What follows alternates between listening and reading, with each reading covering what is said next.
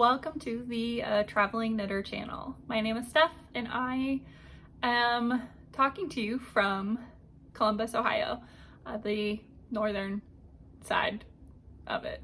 Would you say side or would you say just the northern part? English. This is the January episode and I am feeling like still super inspired. I'm feeling accomplished, but man, oh man, this week had me drained. I work at a very large company and one of the projects I maintain does billions of dollars in business and like on a quarterly schedule. And we're in the middle of doing a major release, and that release involves many areas, and for whatever reason a project manager or someone to manage this was never assigned. So I kind of took on that role, and it's a lot of work. And unfortunately, we were supposed to go live on Friday and we did not, for a plethora of reasons. But I just felt so drained because I'm the type of person who loves filling my day with activities and things. Like I see TikToks and Reels where it's like I'm the kind of millennial who now only does either an afternoon or an evening activity, not both. That's not me. I still do morning, afternoon, early evening, and evening activities. Like I am fine to have 4 scheduled things in a day, like on a Saturday, with different people. I love it. I thrive on it. I love that feeling. It almost gives me a feeling of accomplishment to be able to do all of that. Anyway, I didn't let up my life. And I just got so tired. I actually ended up taking a nap on Wednesday. Yeah, I took a nap on Wednesday before I went out for dinner Wednesday. And then Thursday at dinner, I almost fell asleep at the table. I was just so tired. It's restaurant week in Columbus, so that's why going out to eat a lot. And I work, I go to Orange Theory, and then I go out to eat or do an activity. So this week has just been very, I've just been really tired. But that's that. Probably repeat it a little bit next week, but it's fine, it's fine. The end of January actually kind of snuck up on me. So my birthday is the 1st of February, and I love birthdays. My love language is gifts or surprising people with stuff. So if I'm out somewhere and I see something small, it could be Post-it notes, it could be stickers, it could be a bag. And I'm like, oh, that reminds me of you. I'll buy it and I'll give it to you just because I love that. And I love it when people do that for me too. So needless to say, it just completely slipped my mind that January was ending, because normally I'm on top of it with organizing my birthday activities. Again, feeding into that earlier sentence of I love doing stuff. So I realized that I had told my friends, hey, this day, please hold it on your calendar because I'm going to do birthday activities on this day. I just haven't figured out what yet. And I realized when I got the invite for another one of my friends whose birthday is about 2 weeks after mine, scheduling his activities, I was like, oh shoot, my birthday is literally in less than a week and I didn't even think about it. So yeah, it's been a week, but not letting it get me down. I'm still feeling great, which is good. I'm drinking tea out of this adorable mug. I think I've talked about it before. Yeah, I've definitely talked about it before, because the reason why I like it is because it's drawings that are all identified. This is by the artist, I think, is Kate Maudsley, but it's Danoon. Wow, I hope I'm pronouncing that right, but it's it's an England brand, and my information is just from when I Googled this, trying to find these mugs. I think there are different names for each of the mug shapes, and then there's different artists for the different mugs and stuff. And they have like one with sheep breeds, they have one with tea, they have one with coffee. I want them, but you know what? I should have done it this summer when the pound was garbage. So I missed my opportunity there. But when I went to try and buy these last year, 2 years ago, 2 years ago? No, I'm pretty sure I bought this in March. Was it March? All of it blurs together. I was in Germany. I feel like it would have been the last time I was there, which was in March. Because, yeah, I think it was then. Anyway, I went to buy one of them and shipping was like 30 pounds. I was like, ooh, that's a lot of money for shipping. I think I'm in the camp with most of you guys in that I hate shipping. I hate paying for shipping. I understand the effort it takes to get the thing to the place, but man, oh man, do I hate that, because, you know, instead of paying the 30 pounds for this mug, I am now paying 60 pounds for the mug. And at that point, it is not worth it anymore. Okay, we are 7 minutes in, and you're all probably wondering, what the hell are you wearing? Well, I'm wearing a sweater. Oh, it looks very stripy. That is so interesting. It doesn't look stripy in person. Okay, that sleeve is way better than this sleeve. Whatever, it's fine. This is a test knit, and I love it. I love it. I did do some modifications, but before we get into that, and you'll also see, let me scoot over a little. So I'll be putting a video of me wearing it so you can kind of see it a little bit better. This is a sweater that is coming out, I believe, on Wednesday, which I think is February 1st. I think it is my birthday on Wednesday. So I think this comes out on Wednesday. We just got an email that she needed to push it back because her household is sick. So the day's a little flexible, but honestly, it's fine, right? Like whether it comes out on Wednesday or on Thursday or on Tuesday, I think the same people are gonna get it.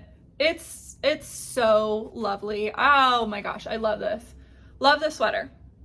So this is the traveling sweater, I believe. The traveling sweater by Tiff Nayland, and it called for DK, and then so DK in a main color, and then DK in a contrast color, and then Surrey in what I believe is the main color. So Surrey main color, DK main color, and then DK skein of the contrast.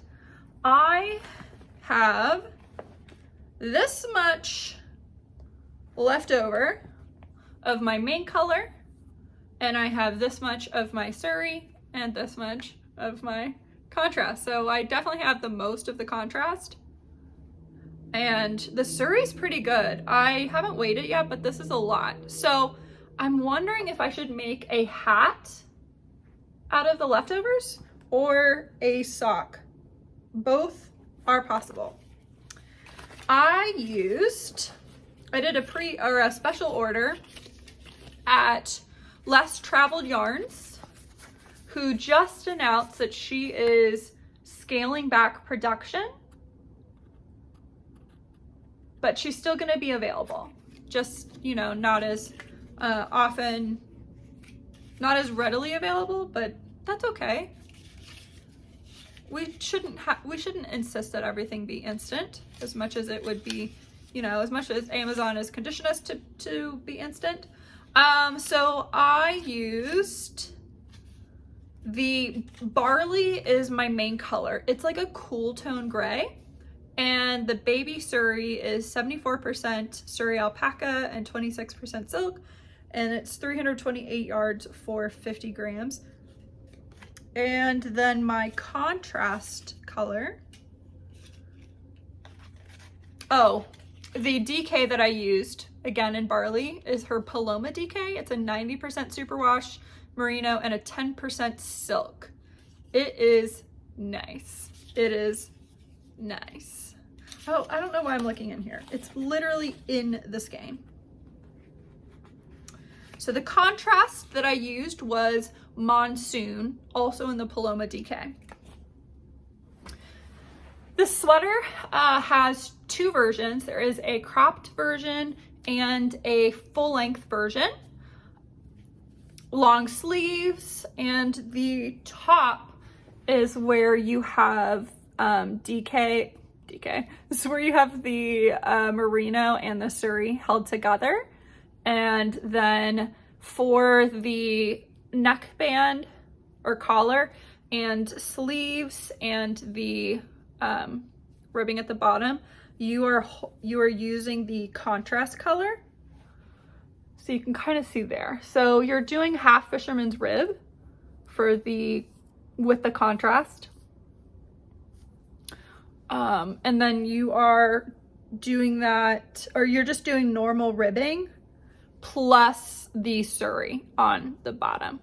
So, oh wait, you're doing that on the collar as well. Okay, so the collar and the bottom rib are all three of the yarns held together, just doing rib, and then the sleeve is half fisherman's rib.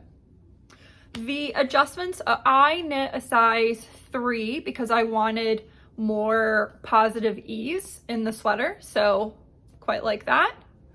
I adjusted the sleeves to be longer because I guess I'm just a long person. I'm 5'7", which I would put in the average category, but I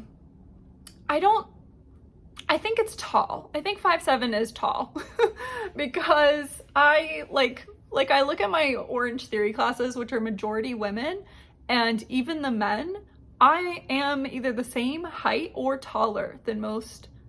I would say I am almost always in the taller half. So I think I'm tall. So with the schematic, I looked at the measurements and I immediately was like, that sleeve is going to be way too short. So I added, how many? Actually, I have my notes over here. Oh, it's called the travel sweater. It's not the traveling sweater.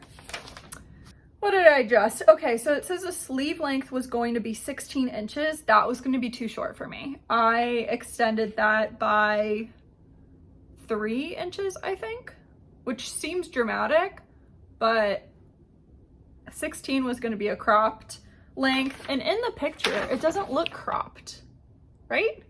So I didn't want a cropped sleeve. Also, the body length for the standard is 21.5 inches. And I also extended that because that was still going to be cropped for me. So I extended it. In hindsight, I should have extended it more because if you saw in the cutaway, it does kind of extend basically right to my jeans. And these are low-rise jeans that I'm wearing because I'm a weirdo and I actually still wore low-cut jeans these last 10 years. I do have high-rise and I have extreme high-rise, especially in my shorts. I love high-rise shorts. But I now own 2 pairs of low-rise jeans. Complete side tangent. I was in American Eagle looking for jeans because I wanted super wide destroyed jeans. Found some. They were $80. Like $80 for American Eagle jeans? I thought they were buy one 50% off, but all of the jeans were, except for the ones that I picked out. So I returned them immediately because I was not going to spend like $200 on jeans. So silly. Anyway, the reason why I even brought this up was there were jeans and I want them. I want them. Low rise, flare, jeans. Yes. It's here, people. The early 2000s are back. Yes. Now, I don't think skinny should ever go away. They have been great, but I loved my flare jeans. There is a specific pair of flare jeans that my Omi bought for me when I was in Germany. It was from the brand, I think Esprit, and they were so like flared that they covered my shoes. I loved those jeans to death. And like, she bought a whole outfit. There was a mannequin wearing this outfit that I really, really, really liked. And my Omi bought it for me because it was slightly cropped. My parents were never gonna let me have that. My Omi would buy me like cute cropped clothes, and my dad would not let me wear it. So I always had to like sneakily wear it. And it's like, they weren't sexy, they were cute. I had a shirt that had strawberries all over it. I don't even like strawberries, but I love this shirt. And she bought me this red belt that you tied, and it had flowers, and then it had red strings at the end. Oh my God, right? Like the 2000s. I never felt, I mean, that's an exaggeration, but that outfit, I felt so good in. Like, as a 6th grader, I felt like, not sexy, I thought I looked really good in this outfit. So, all of this to say, I feel good in flares, and I'm just pleased that they are back. Yes. Okay.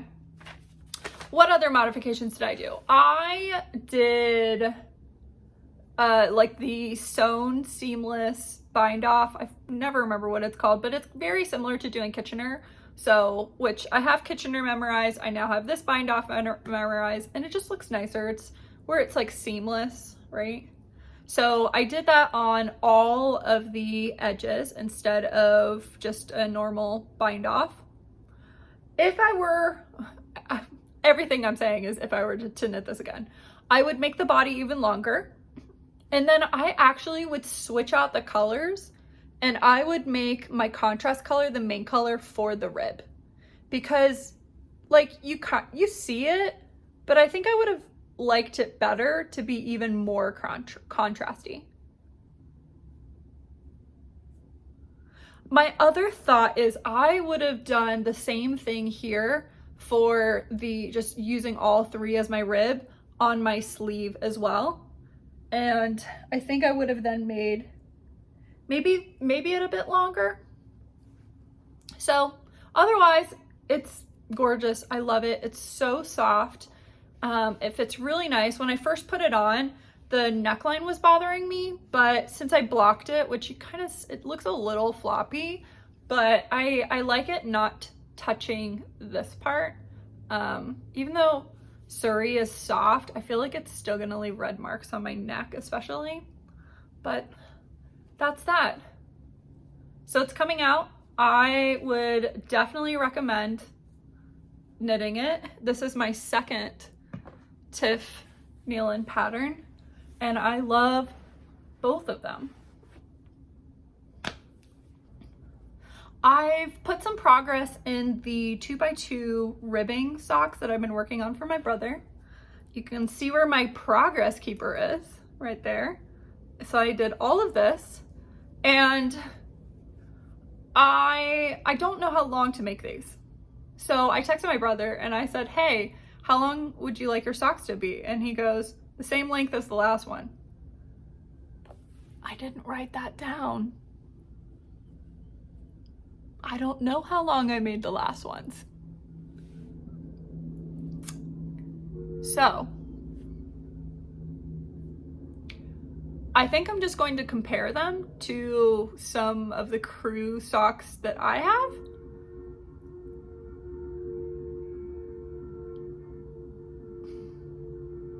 Can you hear that? We'll pause.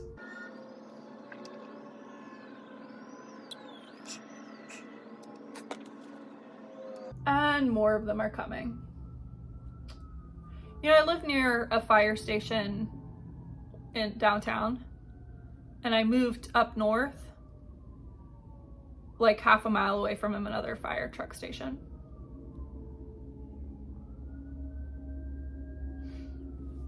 And because I, like right outside this window, there are multiple highways. So there's like, when I leave my apartment, my option is stay on the highway or exit to 3 different highways, all by turning left. There's a lot going on. Okay.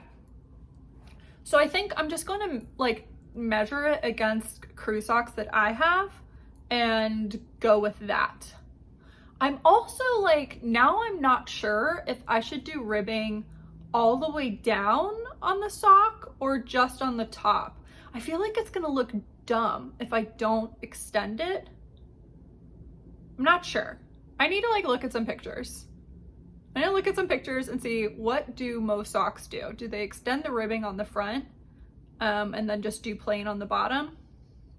So these are just 2x2 ribbed socks for my littlest brother. It is out of a Barocco sock yarn, and I started these in December, I think, somewhere around there.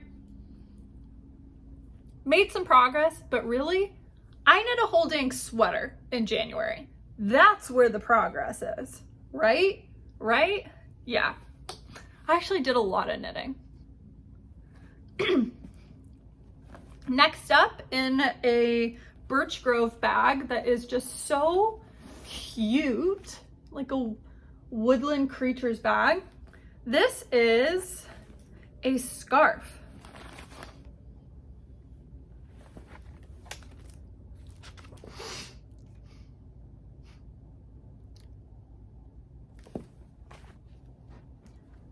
This is my Oceanborn scarf, and I have made so much progress in this. It may not look it, but this is a beast of a scarf.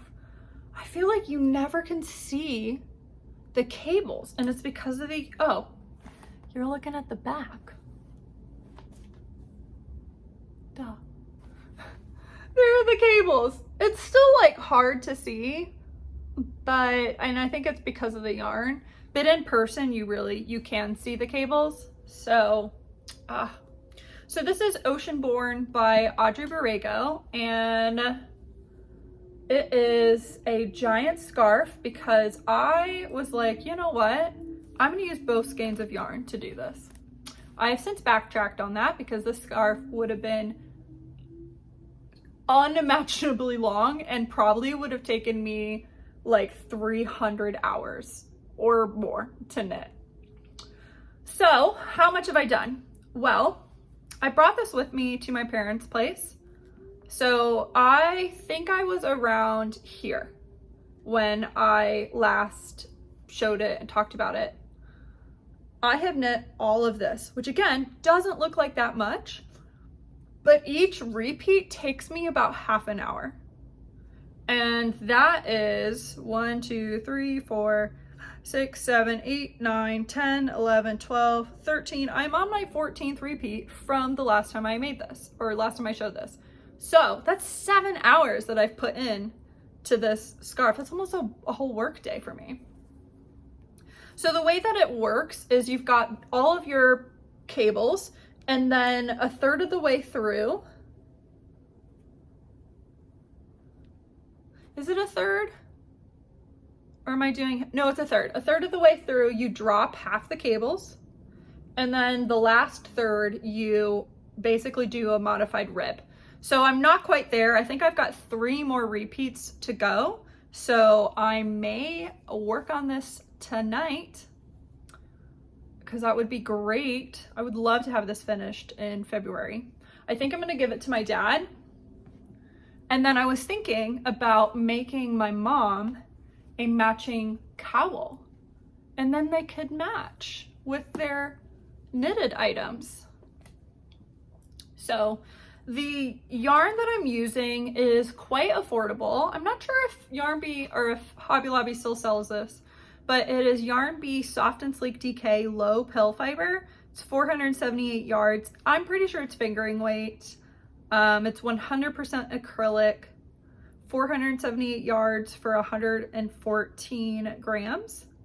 And the color that I am using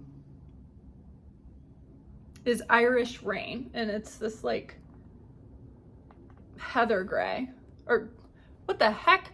Heather green. I'm losing it, guys. It's so pretty. So I'm thinking, I've got this much left of the first skein. I'm thinking when I finish this, it'll be time for me to just start doing the modified rib. So I should definitely have enough to make a nice cowl for my mom. And I was genuinely thinking of using the ribbing pattern and repeating it twice to make a short,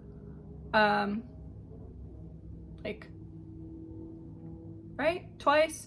It'll either be 2 times or 4 times, depending on how long I feel like making it, but that's the plan. It's definitely a beautiful scarf, a beautiful pattern. It's not hard, but it is very, very time consuming. I will give it that. It's been a very time consuming knit. And then the last project that I've been working on are colorwork mittens. And they look like this. So not a ton has been put into this, but again, I did a lot of knitting in January. This is a lot of knitting, so you know, can't expect everything to be finished, but here are the mittens. These look like balls, but they're gonna be bones. And then this will be where the poodle is. So you can see there's the little poodle feet. These are for my mom whenever I finish them. And if I have enough yarn, I will make a pair for myself as well. This comes out of, I thought I brought the book. Yes. Out of this book, which is Jorid Lindvik's Big Book of Knitted Mittens, 45 Distinctive Scandinavian Patterns. It's really nice. Like, there are some really cute patterns in here. There's a couple that are like child size, so you can have an adult and a kid version. Like these little squirrel mittens are for the kids, and then there's a bigger squirrel for the adults. I just love them. These cats, on Ravelry, someone did them black, orange, and white, and they turned out amazing. Like this, but even better. So I just attacked myself with the corner of this on my chin, so hopefully there's not a red mark. I really like this. There are so many good options in here. And it's grouped by like the style of animal. So you have domestic animals, you have wildlife. Oh, the fox is so cute. The fox, Mittens in Wilderness. So you have like the adult fox, and then the cub. Oh, so cute. Oh, it's just so adorable. So yeah, I recommend it. It's very, it's pretty easy. In the back, they have a section to design your own mittens. So they do have just like a blank chart, both for adults and for children. There's a section for you to write some notes, I guess. And then there's like these sample motifs to use. I think I pointed this out. There's like a weird baby, but they do have alphabets back here, and then you can make your own. So I really like this book, and I'm excited to actually knit a pair of mittens out of these, or knit something out of that book. The yarn I'm using is Drops Flora Unicolor, and I think it's color 2, and I think the other color is color 1. It's a white and the dark gray. So not the black, but the really dark gray.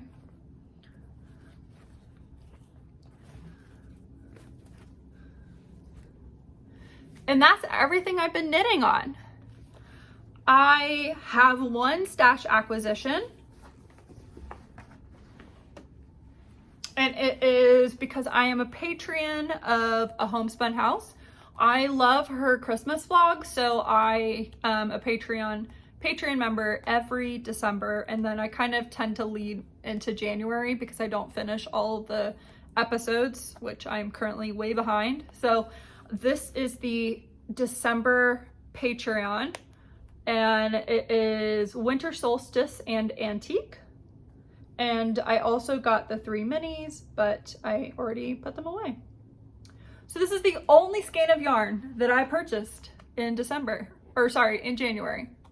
I'm gonna call it January, even though I paid for it in December. I'm just gonna base on when it arrives, and that feels good.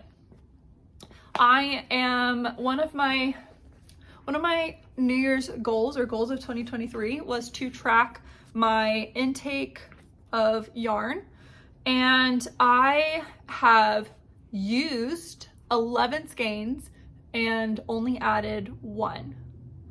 I ended up selling 11 skeins on Facebook Marketplace, and that counts. So I am -10 this month, and that feels great. I didn't count any of the yarn that I used in the projects because I'd already started on all of those projects, and I didn't start any new projects in January, which was kind of a goal, because to reflect on the previous video I made where I talked about my goals for the year, and I'm holding up my bullet journal. For January and for all the months now, I'm gonna write out all of my WIPs. And that has been extremely motivating to see all of them lined up and checking them off on a list. So I did add the traveler sweater to January, and I already marked it off because I did finish it, and that felt great. And because of that, I still felt like I couldn't really cast anything new on because I did have so many. So January is basically over, so we're moving into February, and the things that I want to have off the needle and finished are Oceanborn scarf. That will feel so good because of all the projects I have, and that one and All the Lights are probably the 2 that are going to take the most time to finish. So I want to have Oceanborn finished, and I would like to have the poodle mittens finished, and I would like to have the socks finished. 3 things. I think it's doable since the mittens and the socks are so small, and Oceanborn is gonna just turn into the ribbing. So I'm thinking it should be doable. My other goal was to sew something every month. Unfortunately, I have not done that yet, but I have plans tomorrow to sew.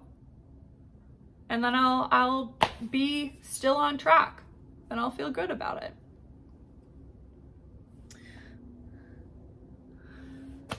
That is that. Thank you so much for hanging out with me. I hope you enjoyed. I hope you got some knitting in, and I hope that you're still feeling inspired with your 2023 goals like I am. If you haven't already, go ahead and give it a thumbs up, a heart, any of those things. It does help the video, it helps the channel, it helps me feel happy. And yeah, I will see you guys in the next video. Bye.